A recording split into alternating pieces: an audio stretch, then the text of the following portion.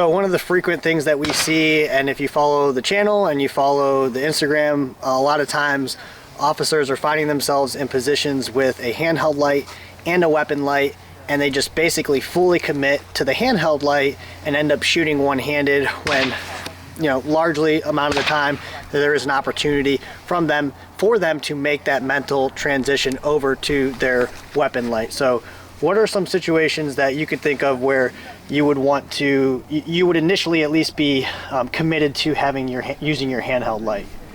The first one that comes to mind would be a traffic stop during low light, no light conditions.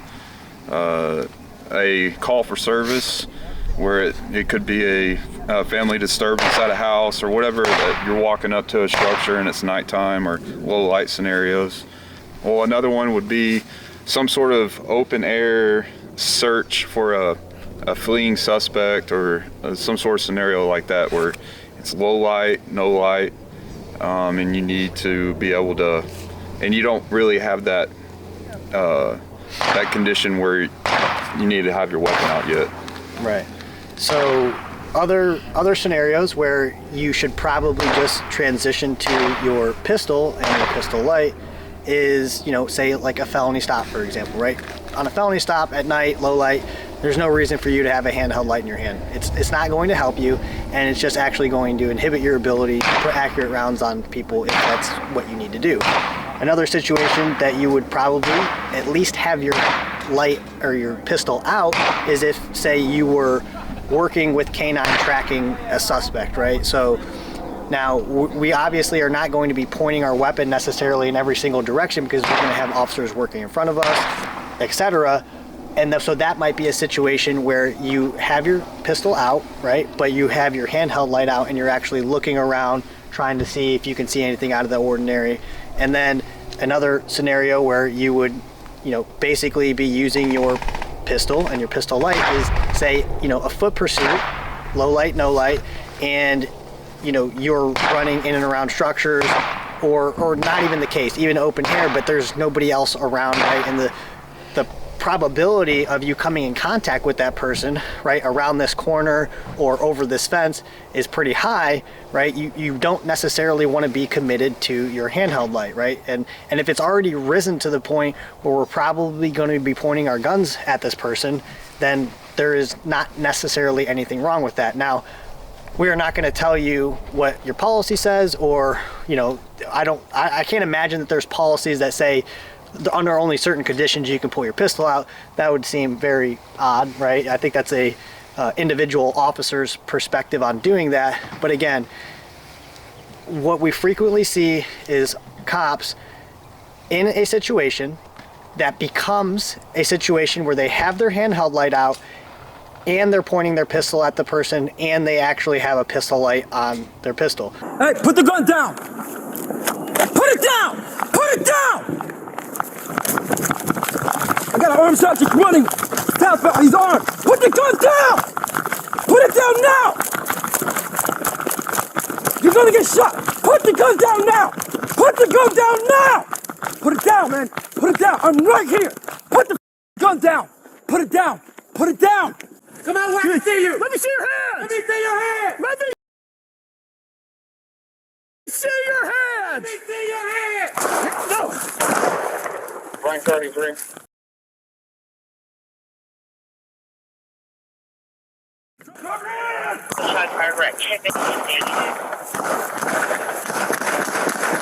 We all know, and I'm sure everyone else knows too, that when you try to shoot one-handed, it's not as advantageous and you can't be as accurate as if you have two hands on your pistol.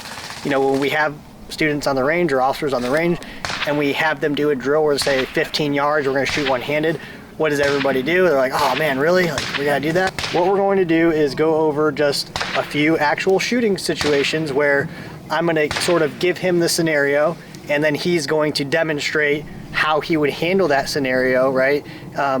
When he has a handheld light in his hand and he has to transition to his pistol. Now, I know that there are training courses out there that teach you how to shoot with your pistol light. I think when we went through the academy, they were still teaching that, the different methods, right? I think primarily though at the time, or even for sure well before us, those were methods that were used because there wasn't that option necessarily, right, to have a weapon light, right? Right. That's where it came from. Right. Those methods and different positions came from it was taught back in the time where weapon lights just weren't around. So, right. But they've carried. Yeah. So, in my opinion is that you should only shoot one-handed, right?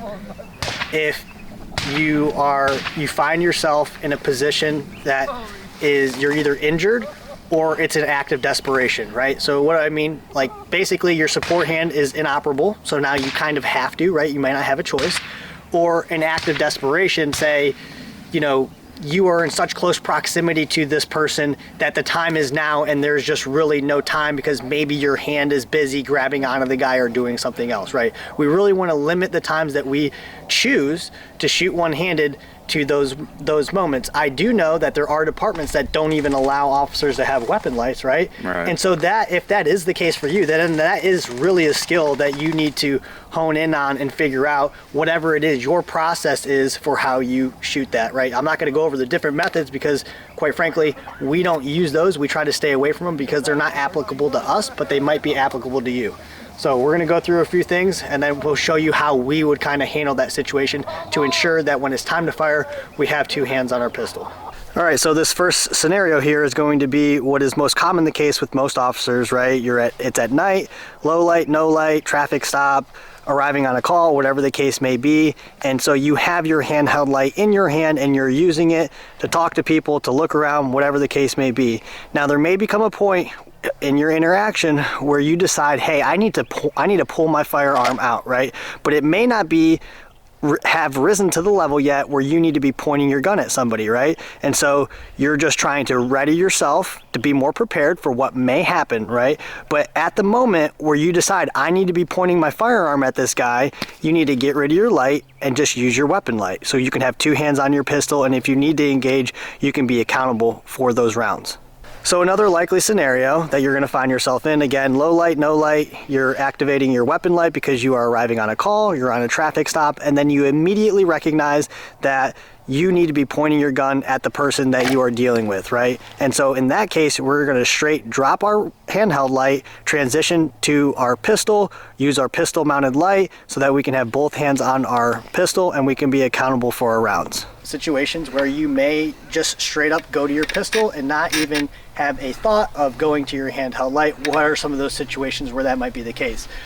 Vehicle pursuit, low light, no light, suspects are bailing out of the car and you're deciding that you're going to run after these suspects. Now, obviously, you should refer to your own policy, but most policies, even if they say that you shouldn't do it or you can't do it, there's usually situations or exigent circumstances where they allow it as long as you are able to articulate why you feel like it's necessary. Now, the whole time I am in a foot pursuit, I am preparing myself for a gunfight, right? So I'm continuously assessing and trying to put myself in the best position possible to be prepared for that moment. And one of the ways that you can do that is by already having your pistol out, right? Because you might come to the corner of a building and instead of running up to the corner of the building and then drawing your gun and doing this, right? It would just kind of make more sense to be prepared sooner. So you're coming up, you're looking around the corner of the building, okay, now it's time to go, and now we're going again, right? In those situations, you shouldn't even have a handheld light in your hand, right? Because we want to be prepared, we want to have both hands on the gun, right? Another situation, if you're clearing, right, inside of a structure where there's the potential threat of a suspect, maybe he's a wanted fugitive, or you just need to check the building, right? Check the building for potential suspects, burglary, whatever the case is. Why do we take our guns out when we go do those things? Because we want to be prepared for the moment should it come. What are some of the ways that we could prepare ourselves for the moment? Well, we can already have our gun out, right?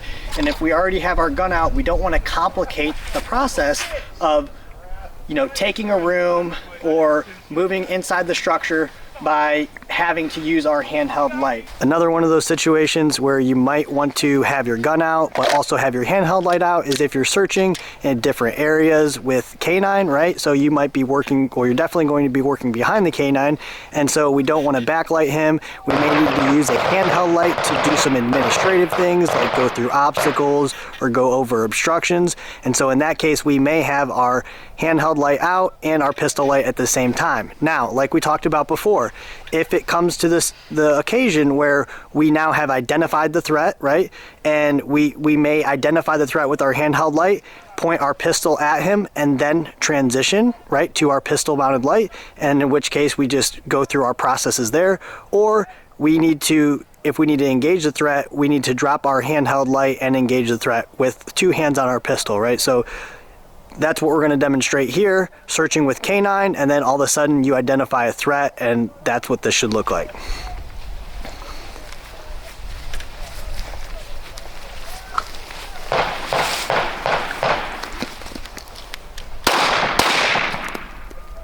So another one of those situations that we already talked about, that you may want to have your gun out but not necessarily pointing it at anybody yet if you're searching with canine, or just doing any other administrative task, right, where maybe a suspect is on the loose and you're looking for him, but you need to use your handheld light to go over obstacles or through obstructions, and so in which case we may have our handheld light out and also our pistol out at the same time. Now, if it gets to the point where I have identified the threat, right, the person that we are looking for, we need to drop our handheld light, put 2 hands on our pistol, and then just go through whatever our process is at that point, our arrest procedures. If it becomes a situation where you have identified the threat and now he needs to be addressed with gunfire, the process is still the same, and that's what we're going to demonstrate here.